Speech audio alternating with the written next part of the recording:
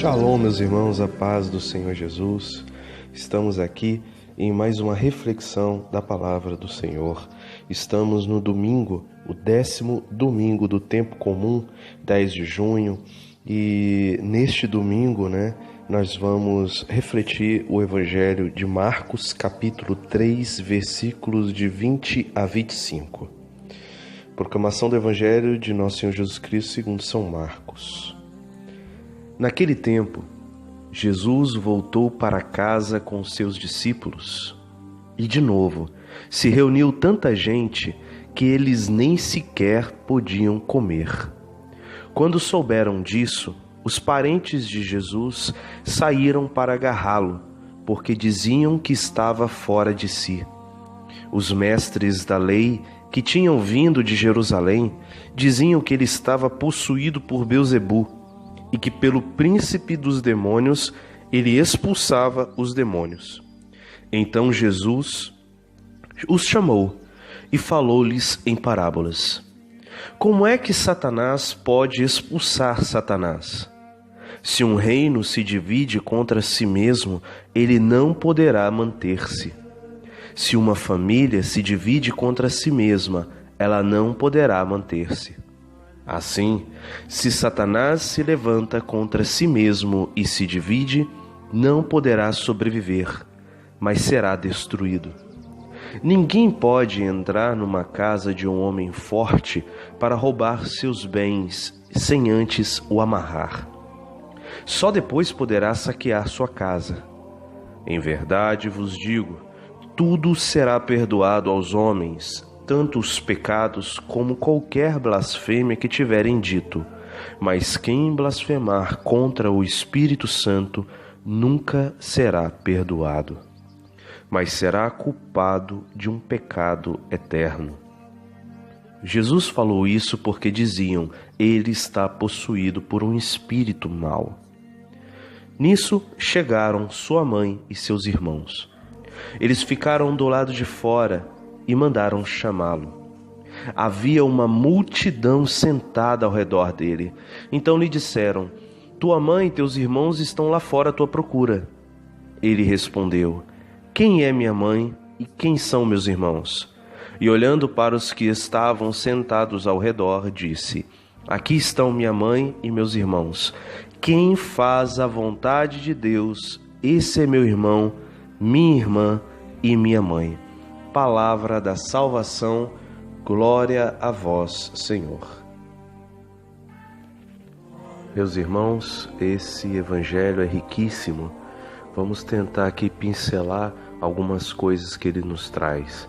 Em primeiro lugar, Jesus ele é um sinal de contradição. Aquela profecia do Simeão se concretiza, Jesus é o sinal de contradição, ele assusta os seus parentes, ele assusta a população, ele assusta os fariseus. Quem é esse, com esse poder de curar? Quem é esse que fala com autoridade?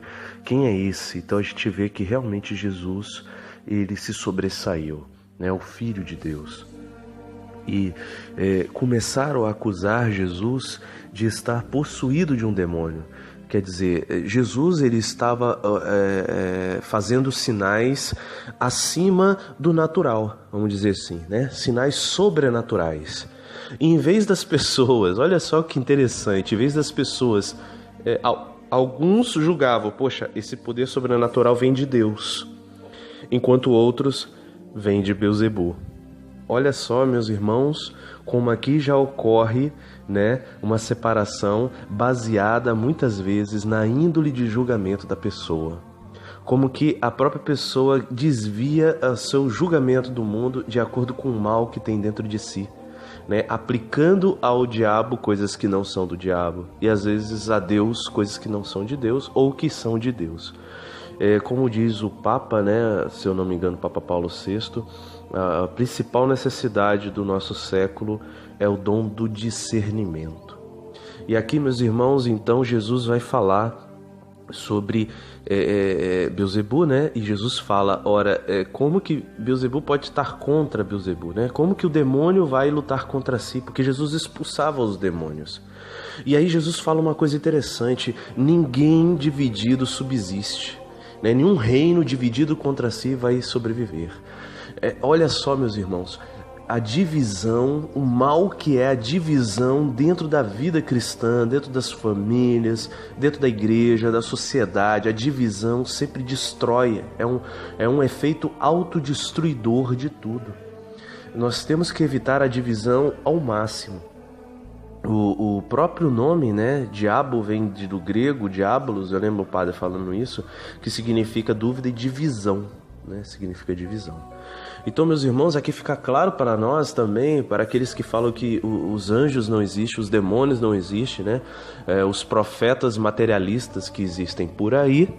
É claro que Jesus falava da existência dos anjos e dos demônios. Jesus rebateu os saduceus várias vezes, que são os sacerdotes que não acreditavam na época. Outra coisa que Jesus fala é o pecado contra o Espírito Santo, né?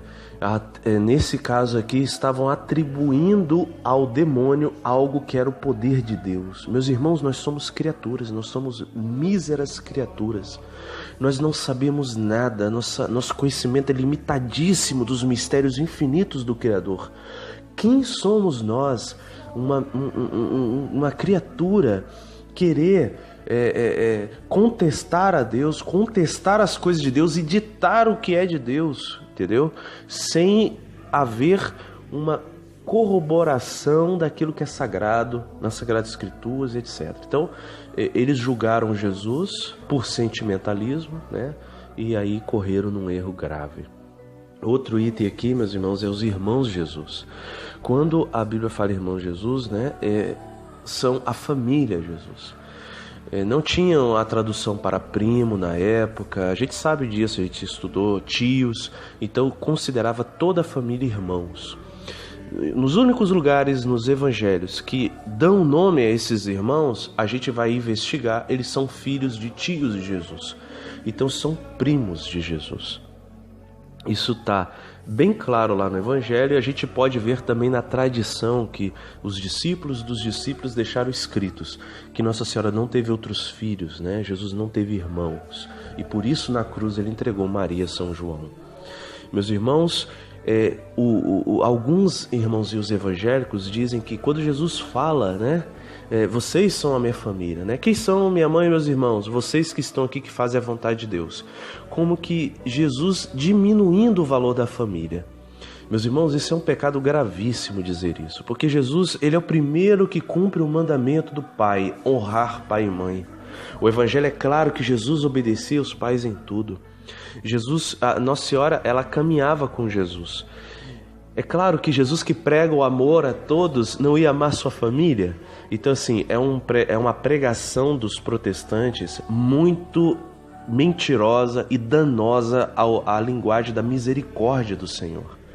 Então, meus irmãos, aqui o que Jesus está dizendo? Muito pelo contrário, para o judeu a família era algo sagrado, porque era sangue do meu sangue. Então esse profeta aqui, Jesus de Nazaré, quem dera, né? Aquela mulher que fala, bendito sejam os peitos que te amamentaram, quer dizer, bendito seja quem dera eu fosse da família desse homem, sangue do meu sangue.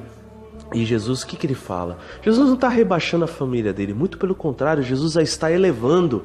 E ele diz a todos aqueles, olha, se vocês fizerem a vontade do Pai, vocês serão parte da minha família, vocês serão meus irmãos, vocês farão parte da minha mãe. Então, meus irmãos, é muito pelo contrário. Jesus está nos inserindo na família sagrada, se fizermos a vontade do Senhor. Então, peçamos ao Senhor, Senhor, derrama sobre nós o Teu Espírito. Senhor Jesus, derrama sobre nós esse desejo de fazer a vontade de Deus, para fazermos parte da família do Senhor. Glória a Deus. Shalom, meus irmãos, um bom domingo a todos.